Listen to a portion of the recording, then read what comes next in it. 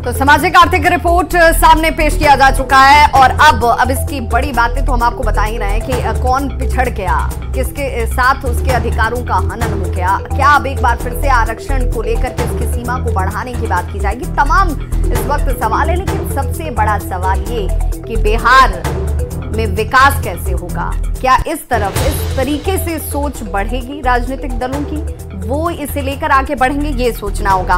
33% आबादी की मासिक आय देख लीजिए बिहार में 6,000 रुपए के आसपास है और 6,000 से जिनकी कम है उसे गरीब कहा जा रहा है। 29% आबादी की आय जो है वो 6 से 10,000 रुपए के आसपास है।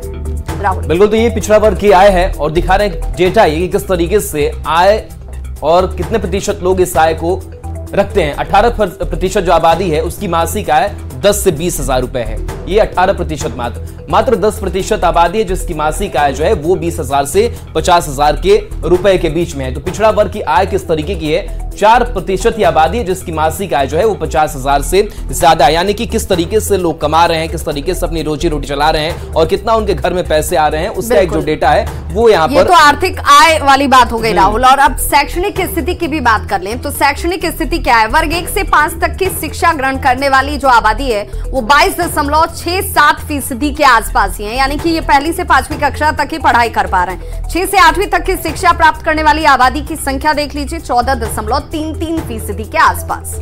बिल्कुल, तो देखिए 9 से 10 तक की जो शिक्षा है वो 14.71 आबादी के पास ही है, जो वर्ग 9 से लेकर के 10वीं तक उन्होंने पढ़ाई अपनी पूरी की है। और उसके बाद की अगर बात की जाए तो 11 से 12वीं तक की जो शिक्षा है वो सिर्फ 9.91% के आबादी के पास ही है। वहीं ग्रेजुएट की अगर बात करें तो ये शिक्षा 7% से ज्यादा आबादी के पास है, यानी कि 7% के आसपास ही आबादी है। बिल्कुल, और यही चिंता वाली बात है कि शिक्षा के मद की बात की जाए, उसके बजट के आवंटन की बात की जाए तो वो बढ़ती जा रही है, लेकिन ये ग्रेजुएट की संख्या 7% के आसपास ही क्यों रह गई? क्यों इतने लोग ही सरकारी स्कूलों में शिक्षा प्राप्त करके बेहतर स्थिति तक पहुंच पाए? ये तमाम सवाल जो हैं, ये सवाल ज्वलंत हैं। हमारे साथ लगातार गेस्ट पैनलिस्ट भी जुड़े हुए हैं। मनीष जी, मैं आपसे जानना चाहूँ, कंस्ट्रक्टिव बात अब की जाए। अब आपसे मैं ही पूछूं, आप विपक्ष के नाते भी बताइए और बिहारी होने के नाते भी बताइए कि क्या करने की जरूरत इस वक्त है जिससे हम बेहतर हो पाएंगे, हमारी स्थिति सुधर पाएगी? देखिए, सबसे पहले तो एक ईमानदार, मैं कहूँगा ईमानदार बिहारी राजनीतिक इच्छा शक्ति की जरूरत है। जो ईमानदार हो, जो जात पात की बात ना करे, अगड़ा पिछड़ा की बात ना करे, ऊंच नीच की बात ना करे और ईमानदार हो। मैं भी सुन रहा था अपने कांग्रेस के मित्र को, भाई आप बोल रहे हैं कि हम शिक्षक बहाली कर रहे हैं या ये कर रहे हैं वो कर रहे हैं, और डेटा आ रहा है कि बिहार के मात्र 7% लोग ही ग्रेजुएट हैं। आप बताइए कहाँ से लाएंगे शिक्षक? तो दूसरे राज्यों से लाएंगे। फिर आपके प्रदेश का रोजगार दर, बेरोजगारी दर क्या हो जाएगा, क्या जाएगा, कितने लोगों को आप रोजगार देंगे? ऐसे कई सवाल हैं। हमने देखा लास्ट टाइम में उद्योग पॉलिसी आई, हमारे शाहनवाज हुसैन जी थे उद्योग मंत्री, पूरा बिहार, पूरे देश ने देखा कि उद्योग का क्या माहौल था। उसको, इसी को कहते हैं ईमानदार इच्छा शक्ति। और तब यह इच्छा शक्ति और बढ़ जाती है जब मुख्यमंत्री सार्वजनिक मंचों से यह बात कहते हैं कि जो काम हम नहीं कर पाए, यही नीतीश जी कहे, हमको बहुत अच्छा लगा, मैं प्रशंसा करता हूं कि जो काम हम नहीं कर पाए उद्योग के क्षेत्र में वो शाहनवाज जी ने कर दिया। तो मैं इसे ईमानदार इच्छा शक्ति की बात कर रहा हूं कि जब बिहार के विकास की बात हो, इसलिए ना हो कि साथ रहें तो हम विशेष राज्य का दर्जा ना मांगे और जब हम अलग हो जाए तो विशेष राज्य का दर्जा मांगे और बिहारियों को दिग्भ्रमित करें। ऐसा नहीं हो सकता। इसलिए मैंने कहा कि देखिए, सबसे पहले इच्छा शक्ति की जरूरत है। और देखिए, एक बात बहुत स्पष्ट मैं कहूंगा, और मैं इस मामले में इसलिए कि नहीं कि मैं बीजेपी, चूंकि आपने कहा कि आप बीजेपी का हो के ना बोलिए, एक बिहारी के रूप में बोलिए। बिल्कुल। और इसलिए मैं कहता हूं कि मैं मुजफ्फरपुर जाता था, जब से मैं होश संभाला, सर भी बैठे हैं, गांधी सेतु का क्या हाल था, कितना जाम लगता था। जो उस पार नौकरी करने जाते थे और पटना में रहते थे, हाजीपुर में नौकरी करते थे, कितने देर में पहुंचते थे। आज क्या स्थिति हुई? आज देखिए गंगा पुल का, गांधी सेतु की क्या स्थिति होगी। बिहार में नदियों पर कितने पुल बन गए, हाईवे कितने बन गए और कितने आ रहे हैं। लेकिन सवाल उठता है कि आप नीति आयोग की बैठक में जाइएगा नहीं, नीति आयोग की बैठक आप विरोध कीजिएगा। जहां पर आपको बिहार के हित का पक्ष रखना है, जिस मंच पर आमने सामने नजर मिला के प्रधानमंत्री से बात करनी है, वहां आपके अंदर ईगो टच करेगा। आप कहेंगे कि मैं कैसे जाऊंगा सामने, आप किसी मंत्री को भेज देंगे तो ईमानदार कैसे समझा जाएगा कि आपके अंदर बिहार के विकास की ईमानदारी कूट कूट के भरी पड़ी है। इससे बाहर निकलना पड़ेगा और इस सच्चाई को आपको मान के चलना पड़ेगा कि जब तक आप केंद्र के साथ तालमेल बिठाकर नहीं रखेंगे, तब तक ये जो पहिया है विकास का वो बराबर नहीं चलेगा, चाहे केंद्र में किसी भी पार्टी की सरकार हो और राज्य में किसी भी पार्टी की सरकार हो। इसलिए मैंने कहा कि अगर एक बिहारी होने के नाते अगर मुझसे यह सवाल पूछे जाएं, सार्वजनिक क्षेत्रों में भागीदारी के बाद विजय चौधरी कह रहे थे, कैसे आप बेवकूफ बना रहे हैं बिहार की जनता को।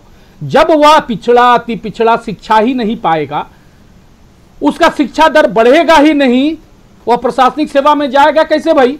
आप विधानसभा में भाषण दे रहे हैं कि हमको वहां हिस्सेदारी देनी है, वहां भागीदारी देनी है, वहां प्रोफेसर बनाना है, वहां जज बनाना है, और यहां पर डेटा क्या कह रहा है शैक्षिक आधार का कि कितने शैक्षिक है, यहां पर 7% ग्रेजुएट है। आप बेवकूफ बना रहे हैं विधानसभा में भाषण। तो मैं यही बात कह रहा था कि ऐसे नहीं चलेगा। एक ईमानदार राजनीतिक सोच होनी चाहिए जिसमें सत्ता पक्ष। मैं पूछना चाहता हूं, एक मुझे 30 सेकंड दे दीजिए। अब उस समय हमारे प्रदेश अध्यक्ष संजय जायसवाल जी थे, जातीय गणना की बात हुई थी, शुरुआत में सभी दलों की बैठक हुई थी। उसके बाद जब बात आई, हमने कहा कि आप जातीय गणना शुरू कर दी, आपने विपक्ष को विश्वास में नहीं लिया। उन जिन पॉइंटों पे 17 पॉइंटों पे आप करना चाह रहे हैं, आप विपक्ष से क्या राय लिए कि इसमें 1-2 पॉइंट घटेगा या बढ़ेगा, आपने विश्वास में नहीं लिया। तब हम सत्ता में साथ थे तो आप कह भी रहे हैं कि सबकी इसका सहयोग रहा, लेकिन जब फाइनल आप जब ग्राउंड पे उतरने लगे जातीय गणना के नाम पर, तब आपने बीजेपी को नहीं बुलाया, उससे सुझाव। तो मैं इसलिए कह रहा हूं कि यह एक विषय का नहीं है कि एक पुल बना देना है, एक विशेष राज्य का दर्जे मिल जाएगा तो क्या होगा। 10 घोटाला नहीं हुआ क्या बिहार में 2090 से लेके बाद तक में? पैसा कहां गया? जनता का पैसा था ना, केंद्र का पैसा था ना। तो मेरे कहने का मतलब है कि एक संतुलित बातें, एक ईमानदार राजनीतिक इच्छा शक्ति और उसके साथ एक अच्छी पॉलिसी, जिससे वाकई में हमारे प्रधानमंत्री जी ने क्या कहा कि जाति ही गरीब है, और इसमें मूल मंत्र क्या है? सबका साथ, सबका विकास, सबका विश्वास और सबका प्रयास। बयान भी एक बार जरा सुना देते हैं, एक बार जरा बयान भी सुना देते हैं प्रधानमंत्री का। वो बयान जो उन्होंने दुर्ग में दिया था, वो बयान क्या था? मैं चाहूंगी अपने पैनलिस्ट से कहूंगी कि जरा वो बयान भी एक बार सुनाएं, और क्या सचमुच इस बयान के बाद सब लोग गरीबों को सिर्फ एक बड़ी जाति, उसी गरीब को समझने के और उसी को बेहतर करने की स्थिति में काम करेंगे? ये तो सभी की बात है, कहीं पर आप सत्ता में होंगे, कहीं विपक्ष में होंगे, लेकिन गरीबों की स्थिति को लेकर क्या आप संजीदा है? जरा वो बयान सुनाइए। गरीब एक जाति के रूप में साथ आकर के कंधे से कंधा मिला करके गरीबी से बाहर निकालने के लिए मोदी की महासेना बन चुका है। हमें गरीबों की एकता तोड़ने वाली हर साजिश को एकजुट होकर नाकामयाब करना है। तो यह बयान प्रधानमंत्री नरेंद्र मोदी का आपने सुना। उन्होंने बताया कि किस तरीके से जो जाति है वही गरीब है और इसी को तोड़ने की जरूरत है। सारिका पासवान जो आरजेडी की प्रवक्ता है, उनके पास आना चाहेंगे। सारिका जी, मनीष जी ये कह रहे थे कि जब नीति आयोग की बैठक होती है, नीतीश कुमार उससे दूरी बना लेते हैं, समन्वय जो है, और 9 पार्टियों के परामर्श से यह निर्णय लिया गया था। तो आज 9 पार्टियों के लोगों ने अपनी अपनी बात रख दी है, और जो कुछ